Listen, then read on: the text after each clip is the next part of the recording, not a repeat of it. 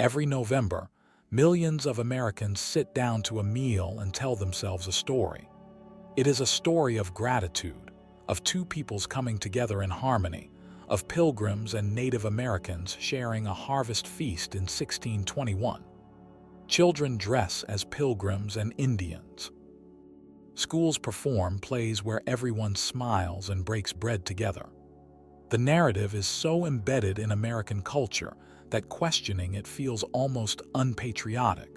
But the story we have been told about the first Thanksgiving is not history. It is mythology, constructed deliberately, refined over centuries, and designed to serve purposes that have nothing to do with what actually happened in Plymouth in the autumn of that year. What we are often told is straightforward. English pilgrims, fleeing religious persecution, arrived in Massachusetts in 1620 aboard the Mayflower. They struggled through a brutal winter, nearly starving. Local Native Americans, primarily the Wampanoag people, took pity on them and taught them how to grow corn, catch fish, and survive in this new land. In gratitude, the Pilgrims invited the Native Americans to a feast to celebrate the harvest. They sat together as equals, sharing food and friendship, establishing a foundation of peace and mutual respect that would define relations between European settlers and native peoples for generations to come. This is the myth. It is comforting. It is inspirational. It is almost entirely false. The story we know today is not a documentation of history, but a constructed narrative that emerged more than 2 centuries after the events it describes. The actual historical record is far more complex, far less flattering to the European settlers, and deeply troubling when examined with honesty. The archives show us a different tale, one of disease, miscalculation, political maneuvering, and the beginning of a catastrophic relationship that would lead to the displacement, enslavement, and genocide of indigenous peoples across North America. Let us begin where the myth always begins, with the Pilgrims and their desperate arrival. The common belief is that the Pilgrims were uniquely persecuted for their religious beliefs, and that they were seeking a place where they could practice their faith freely. This is partially true, but it is incomplete. The Pilgrims were English separatists, a radical Protestant sect that believed the Church of England was beyond reform and should be abandoned entirely. They were indeed persecuted, but so were many religious minorities in England at that time. More importantly, the Pilgrims did not initially come to America seeking religious freedom. They went to Leiden in the Dutch Netherlands, where they lived for over a decade in relative peace and religious tolerance. They did not come to Plymouth out of desperation. They came because they feared their children were becoming too Dutch, losing their English identity and culture. The voyage was, in many respects, a choice driven by cultural anxiety and identity preservation rather than pure religious persecution. When the Mayflower arrived at Cape Cod in November 1620, the Pilgrims were not the first Europeans to encounter this land. Spanish explorers had been in the region decades earlier. English fishermen and traders had worked these coasts. The region had been mapped. What the Pilgrims did not expect, and what the mythological narrative completely obscures, was that the land they believed was empty was actually recovering from a catastrophic demographic collapse. Between 1616 and 1620, a devastating epidemic, likely a combination of plague and other infectious diseases, had swept through the Native American populations of southern New England. Historians and archaeologists estimate that between 90 and 95% of the indigenous people in the Massachusetts region died. Entire villages were emptied. The Wampanoag Confederacy, which had once dominated the region with tens of thousands of people, was reduced to perhaps 300 or 400 survivors. What the Pilgrims encountered was not an untouched wilderness, but the aftermath of biological catastrophe. This epidemiological reality fundamentally reshapes the myth of Thanksgiving. The Pilgrims did not arrive at an empty land that was graciously shared with them. They arrived at a depopulated landscape where surviving communities were themselves desperate, traumatized, and strategically calculating how to respond to the arrival of these English strangers. The survival of the Pilgrims that first winter was not primarily due to the kindness of Native Americans teaching them how to farm. The Pilgrims survived because the land was, paradoxically, at a moment of population vacuum where resources were temporarily abundant relative to the surviving population, and because certain native leaders made calculated political decisions about how to respond to European presence.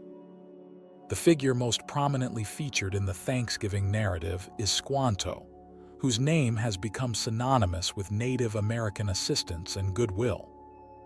The story goes that Squanto, a Patuxet Indian, appeared like a guardian angel to the Pilgrims, teaching them how to plant corn with fish as fertilizer, how to catch eels, and how to navigate the land.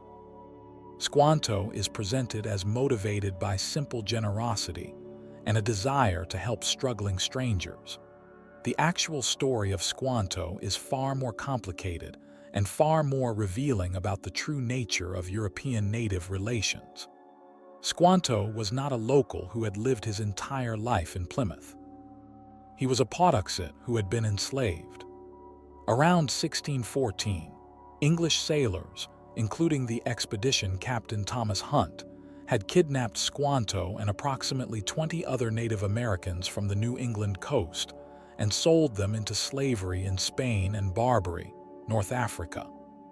Squanto was eventually ransomed and ended up in England, where he lived for years before returning to his homeland in 1619, just before the Pilgrims arrived. His own people, the Patuxet, had been almost entirely wiped out by the epidemic.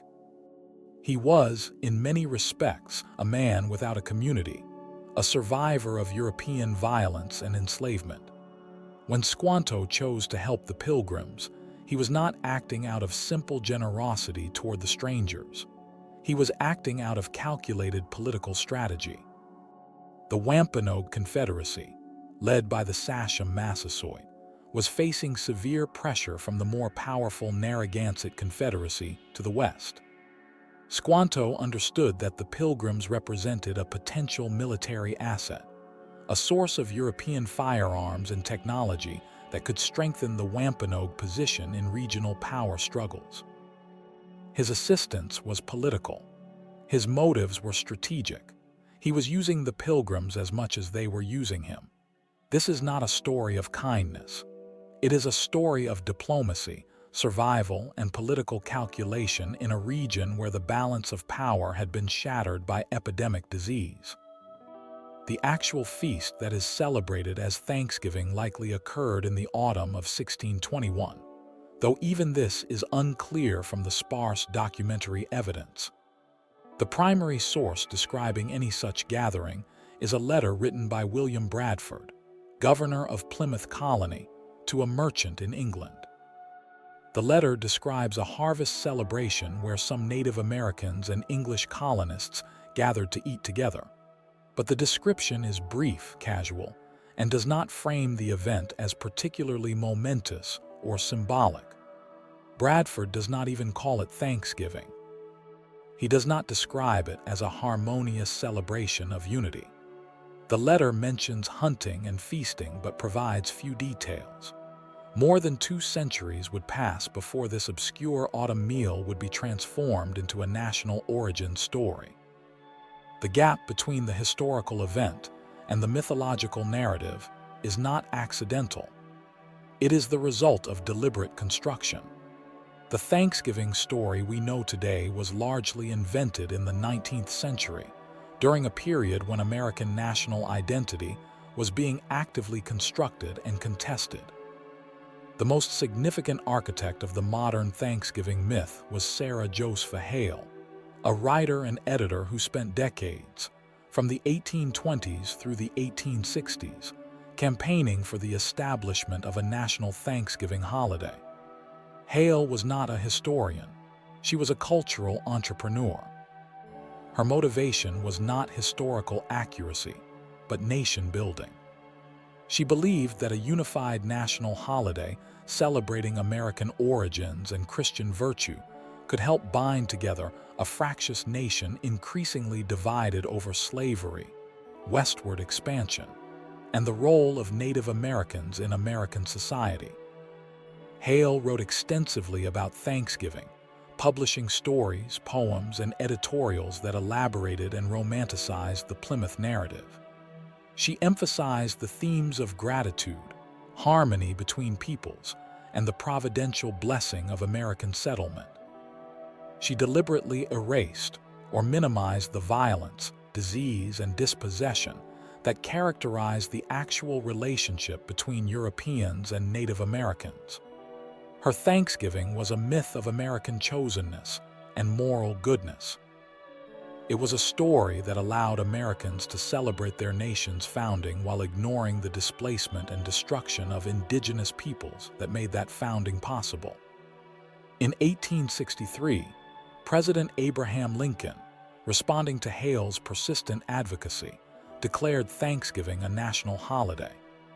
Lincoln's declaration came during the Civil War, at a moment when the nation was literally tearing itself apart.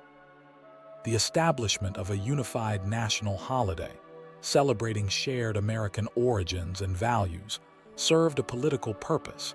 It was an attempt to reinforce American unity and national identity during a period of profound crisis. The Thanksgiving myth was not born from historical investigation. It was born from nation building and political strategy. The construction of the Thanksgiving myth accelerated dramatically in the late 19th and early 20th centuries. As American schools became more formalized and standardized, the Thanksgiving narrative was embedded into curricula across the country. School children were taught a simplified version of the story: pilgrims fleeing persecution, struggling in a harsh land, rescued by kind Native Americans who taught them survival skills, resulting in a harvest celebration that established peaceful relations between two peoples. The narrative was reinforced through classroom pageants, holiday celebrations, and textbooks that presented the story as straightforward historical fact. Teachers were not deliberately lying to their students. They were repeating a story that had already been absorbed into American culture as common knowledge. What made the Thanksgiving myth particularly powerful was that it served multiple ideological purposes simultaneously. First, it allowed Americans to celebrate their nation's origins as fundamentally Christian and virtuous. The Pilgrims were presented as people of faith fleeing persecution, which resonated with American self-understanding as a nation founded on religious freedom. Second, it romanticized Native Americans in a way that actually reinforced their marginalization. By presenting Native Americans as generous, helpful, and ultimately vanishing, the narrative made Native dispossession seem natural, inevitable, and even somehow blessed by Native peoples themselves. Native Americans in the Thanksgiving story are not agents of their own history. They are supporting characters in the story of European settlement and American nation building. Third, the narrative obscured the violence and force that actually characterized colonial expansion. By emphasizing harmony and gratitude, the Thanksgiving myth erased the conquest. As historians began to investigate the actual documentary record in the 20th century, they discovered that the popular narrative did not match the evidence. The sources suggested a far more complicated and troubling reality. The 1621 harvest celebration, as described in Bradford's sparse account, was not a unified, peaceful gathering.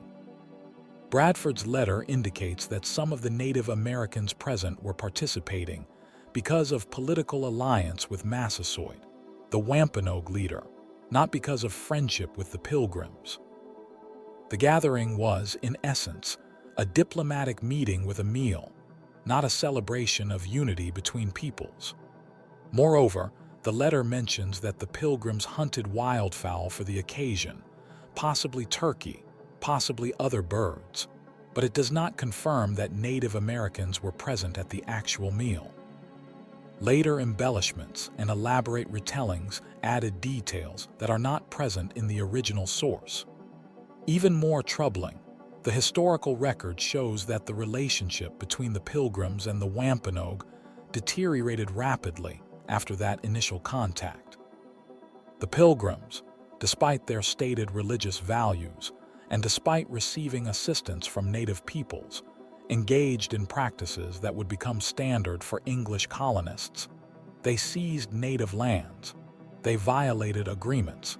They treated native peoples as inferior, and they participated in or encouraged violence against native communities.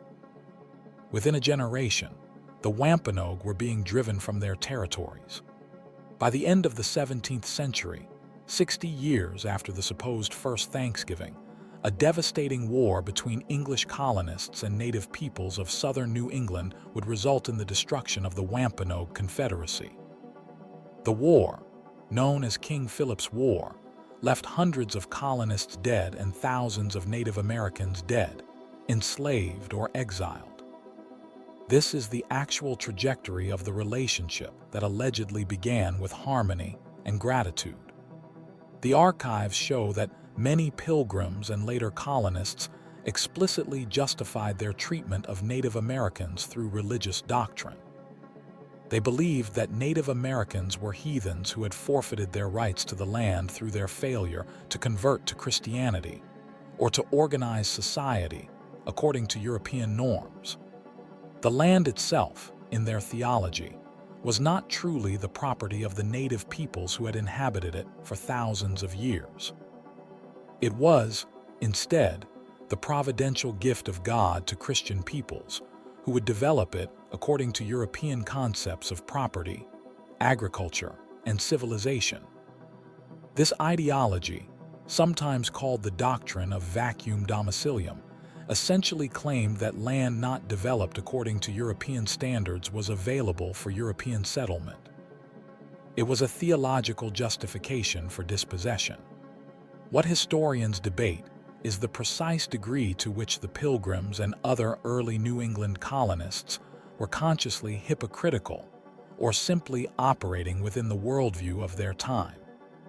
Some evidence suggests that individual pilgrims, such as William Brewster, expressed relatively sympathetic views of Native Americans and advocated for respectful treatment. Other evidence, such as the writings of some colonists who participated in early violence against native peoples, suggests explicit dehumanization and contempt. The most honest conclusion is probably that the early colonial population was internally diverse in their views, but even the more sympathetic colonists ultimately prioritized colonial expansion and Christian conversion over native sovereignty and self-determination. The Thanksgiving myth, in its suppression of this history, did significant cultural work. It allowed Americans to celebrate their nation's founding without confronting the reality of colonialism and indigenous dispossession. It presented Native Americans in a way that was simultaneously romanticized and dehumanized. They were noble and generous, but ultimately, they were peripheral to the real story of American progress and development. The myth made the conquest seem inevitable and even blessed by native peoples themselves.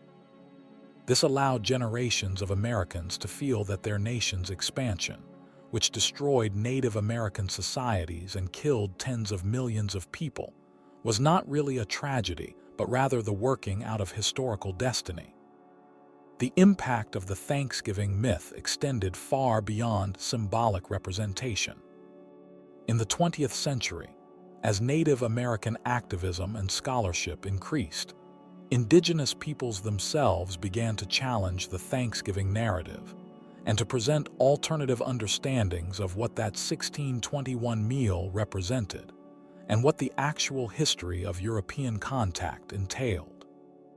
Since the 1970s, some Native American communities and activists have marked Thanksgiving Day as a day of mourning, explicitly rejecting the myth and using the occasion to educate people about the actual history of colonialism and indigenous dispossession. These alternative narratives have gradually begun to penetrate mainstream awareness, though the traditional Thanksgiving myth remains deeply embedded in American culture and education. The persistence of the Thanksgiving myth in the face of historical evidence is revealing. It persists because it serves important cultural functions. Myths are not simply false stories. They are narratives that people choose to believe and to pass on because those narratives help them understand themselves and their world in ways that feel meaningful and coherent. The Thanksgiving myth allows Americans to believe that their nation was founded on principles of religious freedom, peaceful coexistence, and gratitude. It allows them to celebrate their nation's origins without guilt or moral discomfort. To abandon the myth would require confronting uncomfortable historical realities about violence, dispossession, and the destruction of Native American societies.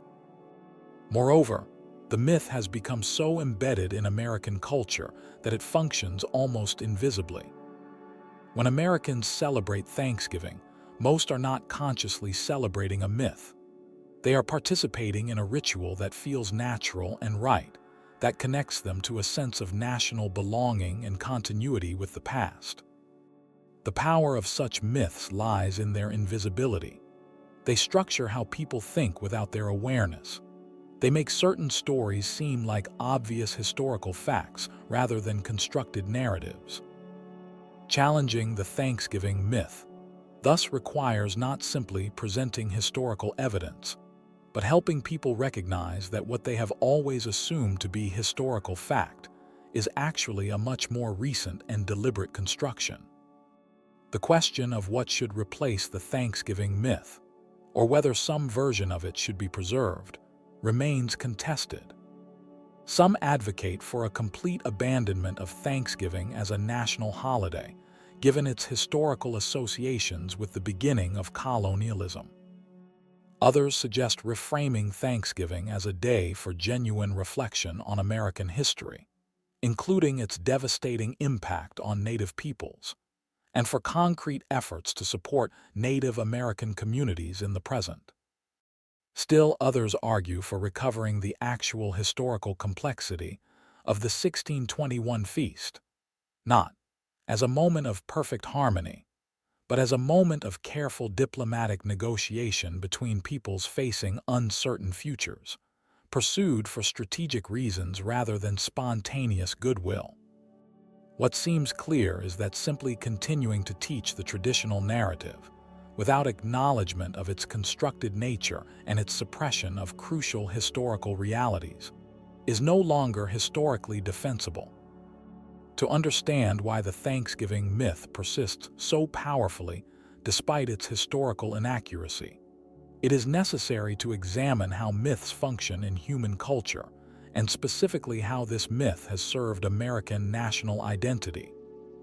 Myths are not lies in the simple sense of falsehoods told deliberately to deceive. Rather, they are narratives that encode values, explain origins, and provide frameworks through which people understand their place in the world. Myths are selected, refined, and transmitted because they resonate with people's sense of meaning and identity. The Thanksgiving myth has endured because it serves crucial functions in American culture, and because challenging it requires people to fundamentally reconsider their understanding of American identity itself. The Thanksgiving myth is particularly powerful because it operates at multiple levels of meaning simultaneously. On the surface, it is a story about gratitude and neighborly kindness.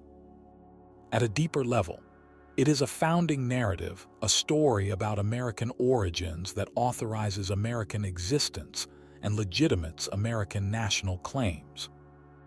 At an even deeper level, it is a story about providence and chosenness. The idea that America was meant to be settled by Christian peoples, that this settlement was part of a divine plan, and that Native American peoples, whatever their prior claims to the land, were somehow part of this providential design. The myth makes American colonialism seem not like conquest but like destiny. It makes the destruction of Native American societies seem not like tragedy, but like the inevitable working out of history. This is why historians debate the appropriate way to teach American history when it comes to the Thanksgiving narrative. The evidence is clear. The popular narrative does not match the documentary record. The 1621 meal did not represent the beginning of peaceful coexistence. It represented a moment in a much longer and more complicated history of contact, alliance, strategic maneuvering, and ultimately conflict. The Wampanoag and other native peoples were not passive recipients of European kindness. They were active historical agents making strategic decisions in response to the arrival of Europeans. And the relationship that began with that meal rapidly deteriorated into violence and dispossession. These are not interpretations or debates among historians. These are conclusions supported by the extensive documentary evidence, including letters, colonial records, native oral traditions, and archaeological evidence. Yet presenting these facts in schools and popular culture faces significant resistance. Parents object to their children being taught what they perceive as anti-American messages.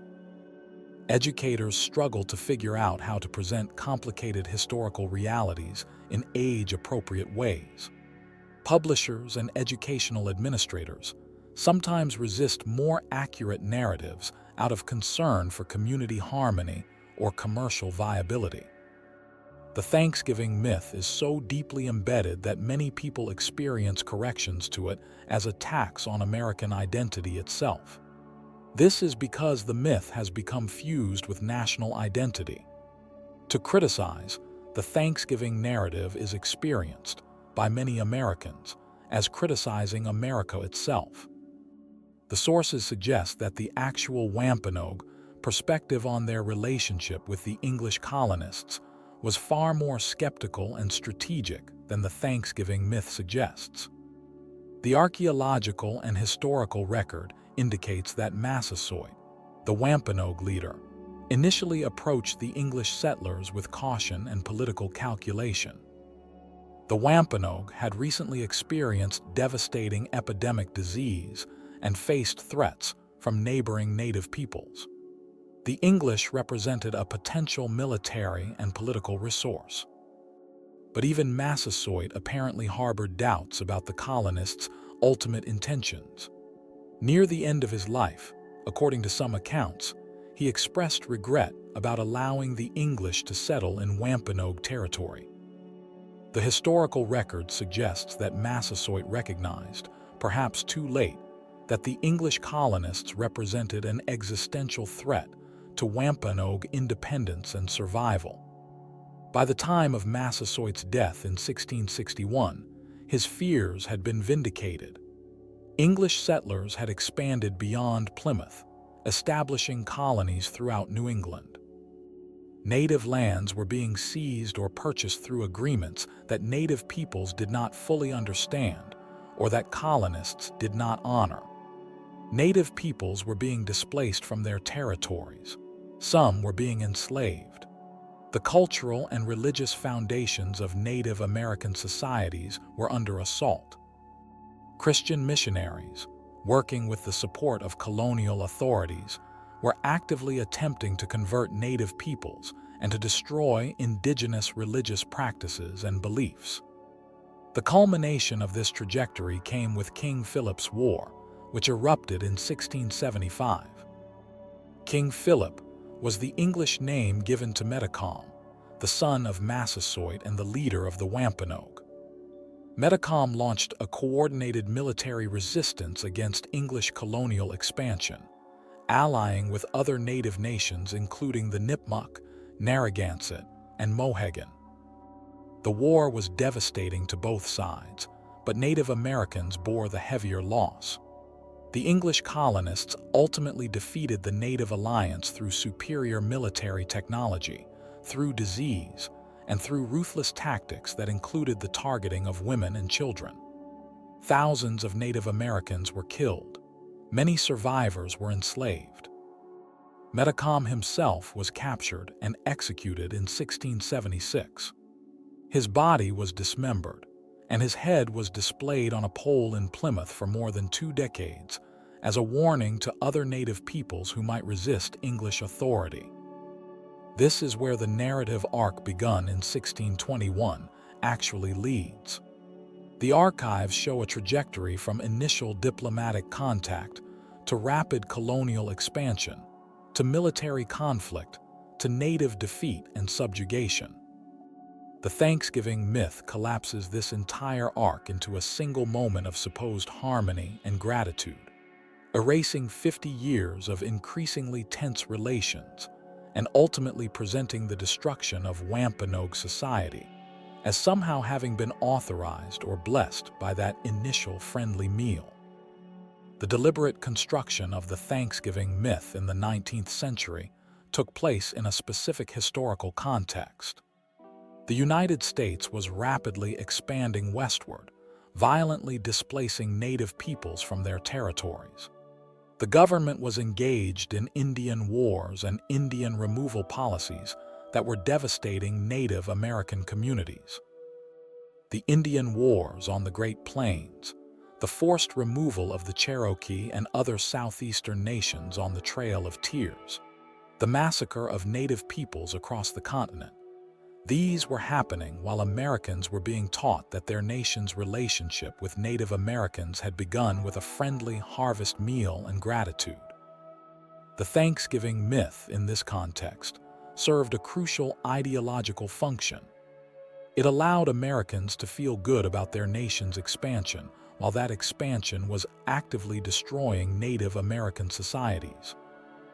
It allowed them to believe that they were inheritors of a benevolent tradition of peaceful coexistence with Native peoples, even as the government was waging wars against those same peoples, and the military was committing atrocities against Native communities. Josepha Hale and the other architects of the modern Thanksgiving myth were not necessarily conscious propagandists. Most were probably simply expressing the worldview and assumptions of their time. But their construction of the myth, whether consciously or unconsciously, served the interests of American expansion and the marginalization of Native American claims to land and sovereignty. By romanticizing Native Americans as generous and helpful, and by portraying their ultimate disappearance from American society as natural or even blessed, the myth made American colonialism seem acceptable, even virtuous.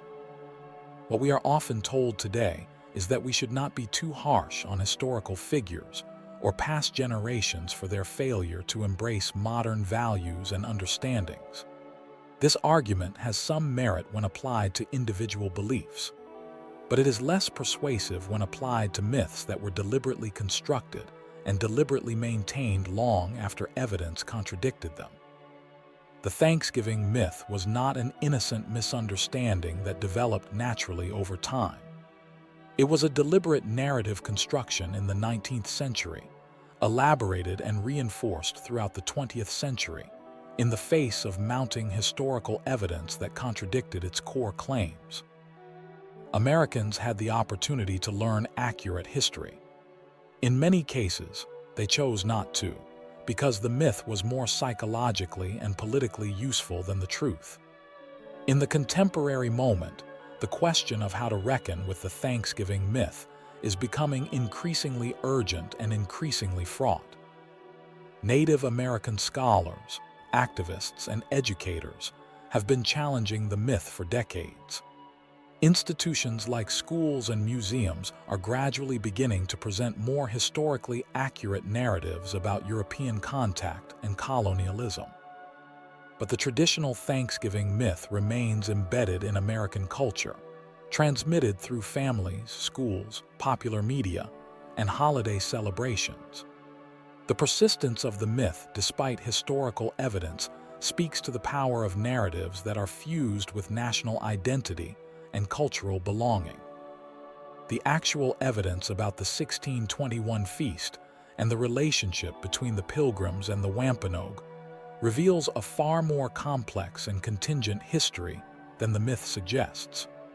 The feast itself was a relatively modest diplomatic gathering, not a grand symbolic moment of unity.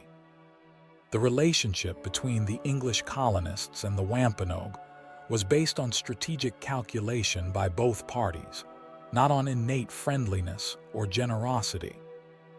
The trajectory of that relationship led not to continued peace, but to increasing tension, conflict, and ultimately warfare that resulted in the near-total destruction of Wampanoag society. These are not alternative interpretations of ambiguous evidence. These are conclusions supported by extensive primary source documentation. Yet changing how Americans understand and celebrate Thanksgiving faces practical and emotional obstacles. The holiday has deep roots in American family life and emotional culture. Thanksgiving gatherings are sites of family bonding and tradition. For many Americans, challenging the Thanksgiving myth feels like challenging something sacred. Moreover, the myth is deeply embedded in educational curricula, popular media, and cultural assumptions.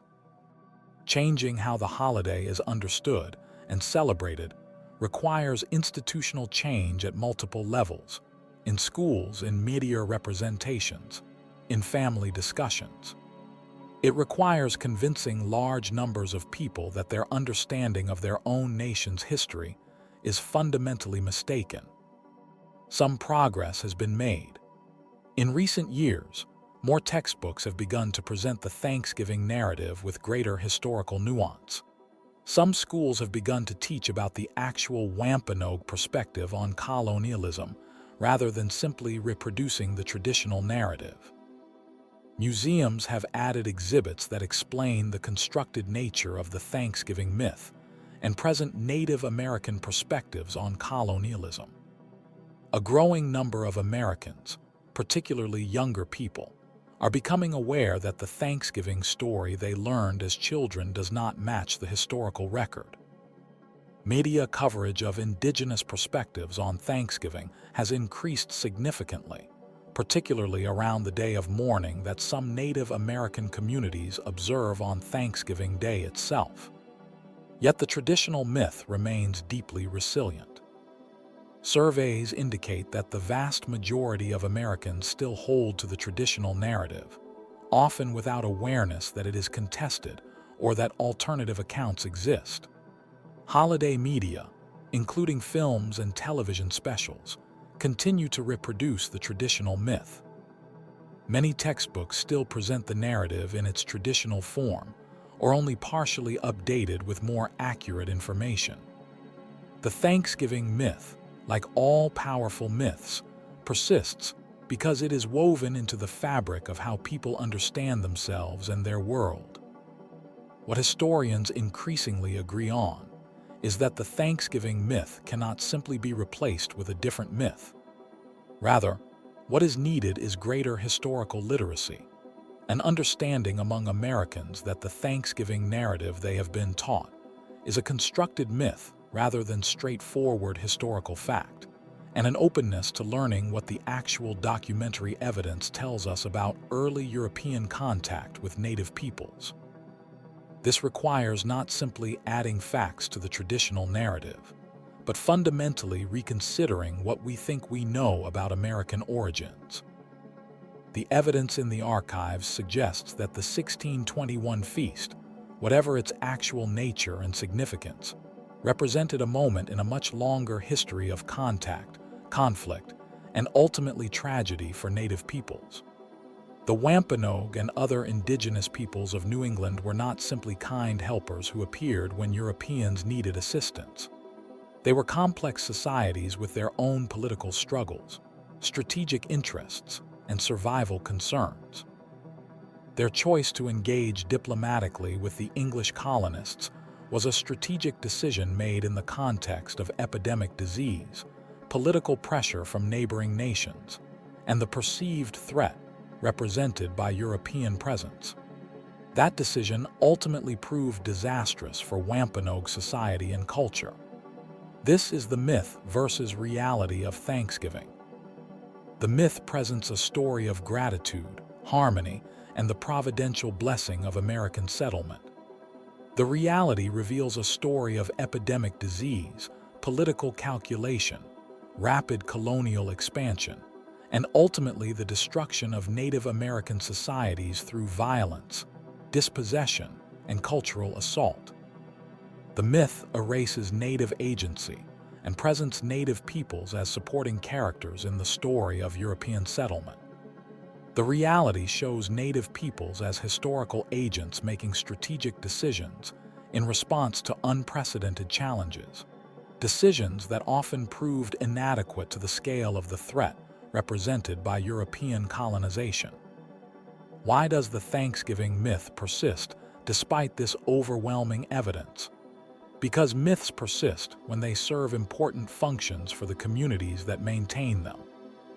The Thanksgiving myth allows Americans to feel that their nation's origins are just and virtuous. It allows them to see themselves as inheritors of a tradition of peaceful, reciprocal relationships with indigenous peoples. It allows them to celebrate their nation without guilt or moral ambiguity. To truly reckon with American history would require acknowledging that the nation was built through colonialism, violence, dispossession, and the destruction of indigenous societies. This is a difficult acknowledgement for many Americans to make. The myth provides refuge from this difficult truth.